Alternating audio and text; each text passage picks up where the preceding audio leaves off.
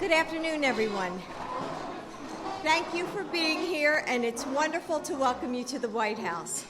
Many of you know I'm a proud Blue Star mom. My son, Bo, is a soldier in the Delaware Army National Guard. So while I'm always honored to be in the presence of our military families, I feel a special bond with other military moms. I'll never forget the day that Bo deployed to Iraq. It was that mixture of pride and concern that military moms know all too well, right? Having Bo overseas was a tough year for our entire family, but it was especially difficult for my daughter-in-law, Hallie, my granddaughter, Natalie, and our grandson, Hunter. There were a lot of people who stepped up in different ways to support our family that year. A neighbor shoveled the driveway during a snowstorm. Our church included Bo's name in the church bulletin. And at Natalie's school, her teacher hung a photo of Bo's unit on the wall so that everyone would know that Natalie's daddy was away. Through the whole experience, these acts of kindness meant so much to them and to us. While our sons and daughters serve so selflessly, having a community share the burden makes all the difference in the world. Today, I am here to say thank you for all that you do, for your selflessness and for your sacrifice on behalf of our country. And now it is my great honor to introduce our First Lady. Military families have no greater supporter than my friend and partner, Michelle Obama. Thanks so much. Well, everyone, welcome. Thank you. Thanks, Jill. Thanks so much for that gracious introduction, but more importantly, thank you for being such a phenomenal military mom and such a spokesperson for military families. You've been just a great partner in joining forces in everything we do, and I'm just grateful to have you as a friend and as a partner. Thanks. Isn't it pretty in here? You guys, it really does. I walked in, I was like, oh my goodness, and everyone looks so nice. Must be a tea going on here or something like that. Well, welcome. I hope you guys are doing good, having fun. Everything going well? So far, so good? That's good. Well, we're happy to have you here, and I want to start by recognizing a few people. I want to recognize Patty Shinseki, who is also a dear friend. Patty, where are you? Are you here? Oh, Patty's right there. Patty, wonderful to see you. Thank you for being such a tremendous supporter of both Jill and myself, and for all the sacrifice that you make. I want to recognize Lilibet Hagel, who is here. Where? Please stand. It's good to see you. Thank you as well for your service to this country and for all that you do for Jill and myself as well. And I want to take a minute to embarrass somebody in the room because I have a special person here as well, a woman who is my rock in so many ways. I couldn't do what I do every single day if it weren't for this woman. I just did an interview the other day where somebody asked me what was one of the most important things that my mother taught me. And I could go on and on and on, but you know, my mom has taught me most to be a good listener, to be patient, to use common sense. She's taught me to be open-minded. And what she still does for me today is that she will give me endless amounts of time just to talk and talk and talk and talk, and all she does is listen. That's all she does is listen. And sometimes that's all we need. So it is my honor to recognize my mommy, Marion Robinson, who is here. Stand up, Mommy.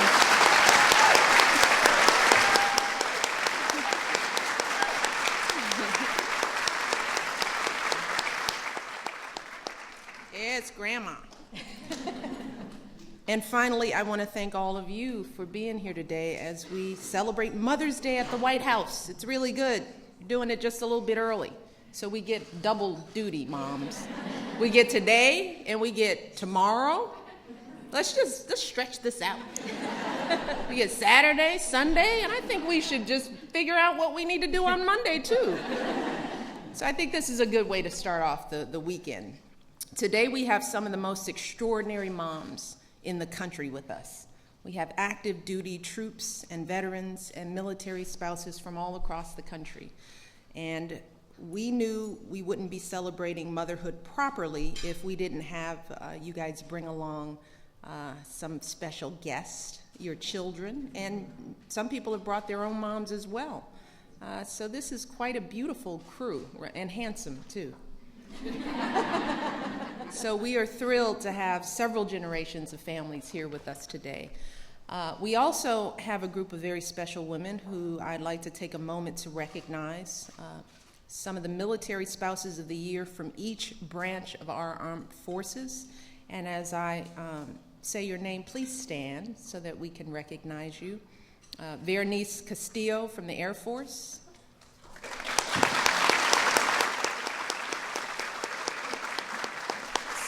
Stay up. I want you to get your moment. Tara Crooks from the Army.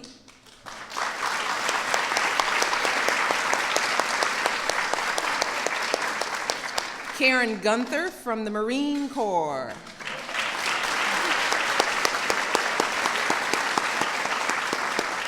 Shelley Kimball from the Coast Guard.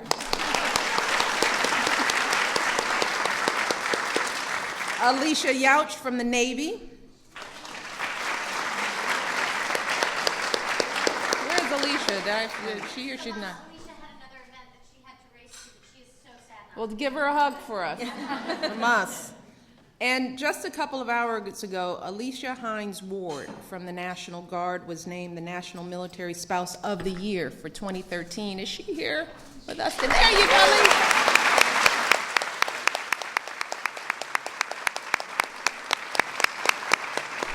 Thank you all so much. We are so proud. You all are just a reflection of what you know. Folks like you are doing all over this country, and it is an honor to have you here. We are grateful for what you do, and have a good time. You can sit down now. I know it's big, but I'm going to talk a little bit more about our Military Spouse of the Year, Alicia. Alicia's story probably sounds pretty familiar to many of you in the room. She's a mother of 3 boys. Ooh, sorry. Her husband is in the Air National Guard here in Washington, and every day she finds a way to give back in some way, shape, or form, working to build morale and support family members who are going through deployments, leading monthly forums to educate families about their benefits in the military, distributing book bags to military kids, and she's doing it all because, as she says, and these are her words, she says, "I believe each of us has the ability to be as phenomenal as we choose or we are given the opportunity to be. Empower someone and watch them soar." Those are Alicia's words. And that's what military moms do every day. You all help people soar. You help our country soar. When somebody needs you, whether it's your family or your community or your country, you lift them up. You answer the call every single time. You find a way to fit that meeting into your calendar, which is why Alicia's gone. Or stop by that neighbor's house on the way home to lend a hand. And even though you've got families to raise and jobs to do all your own, you never complain. And Jill and I say this all the time as we meet with thousands of military families. You all just never complain. Never complain. You just keep moving along, getting it done. And I hope that you know how much your country appreciates you. I really hope you do. I hope that you know that people across America have your backs. From everyone here at the White House and the Department of Defense to CEOs of some of the largest companies in this country, to doctors and college professors and community and faith leaders in cities all over this country. People are responding to your service with service of their own. And that's why Jill and I, and one of the things that we've seen as we've been working with joining forces over these past several years, every time we've issued a call to action on your behalf, whether it's for jobs or educational opportunities or volunteers to do more for you, Americans have responded overwhelmingly in such positive ways. We haven't had a single person tell us no when we've asked. I mean, that's what we've learned. A lot of times when people don't step up, they don't know what to do. But when we explain, when we share, when we ask them to do it, they step up. And I know that's not just because Jill and I are asking. I mean, we're cool and everything, but but it's really because of all of you and everything your families have given to this country. So I want you all to know that this country is here for you and your families now and in the years ahead, because everything we're doing with joining forces isn't about the Obama administration. The goal is that this is a forever proposition, that anyone who occupies the White House from now on will take this mission up as a primary focus of everything they do. All of these changes, we hope to be part of the bureaucracy from now on. So that's what joining forces is all about, and that's what today is all about. So we really do want you to make yourselves at home. When the lights go off and all the cameras leave, it's just tea with us. Eat all you want. As I said, have all the cookies you want. Today is the day to forget about Let's Move. This is the balance part of it.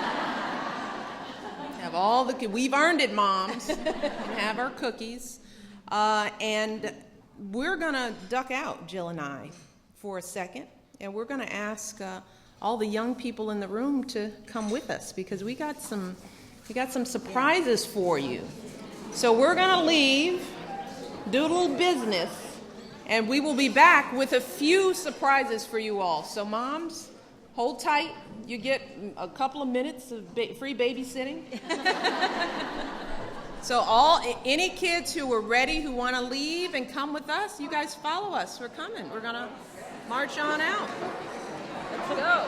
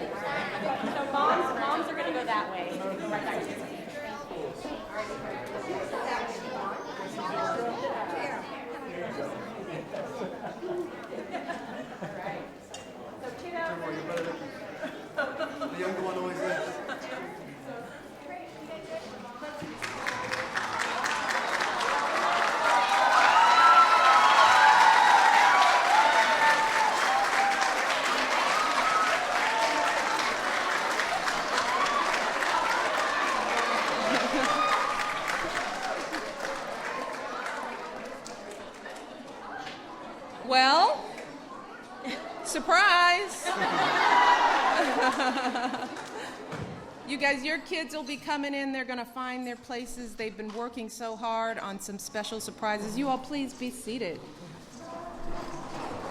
Well, it is my honor to welcome Prince Harry to the White House today. As you all might know, Prince Harry is a captain in the Army Air Corps in the British Armed Forces.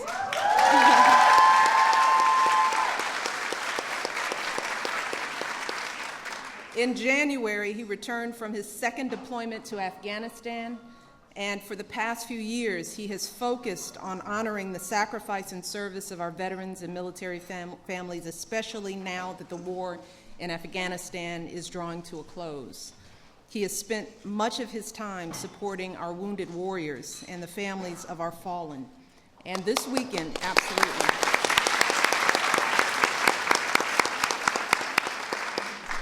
And this weekend, he will be attending the 4th annual Warrior Games in Colorado Springs. So we are absolutely thrilled that he could be with us today, that he took the time. He just arrived in D.C. and only has a limited time with us because he has a very busy schedule. But when he heard about this tea, and all of you, as I said, when people know about you and the sacrifices you make, they want to be a part of it. He wanted to be here to personally thank you for your service. So we are going to head into the Blue Room, Jill, Prince Harry, and myself, and we're going to take time to greet each one of you. So Prince Harry is going to stay as long as he can, and our goal is to get through everyone, but whenever he has to leave, we'll pull him out, and Jill and I will be here to the very end. So happy Mother's Day. I hope you guys enjoyed yourself, and we'll see you inside.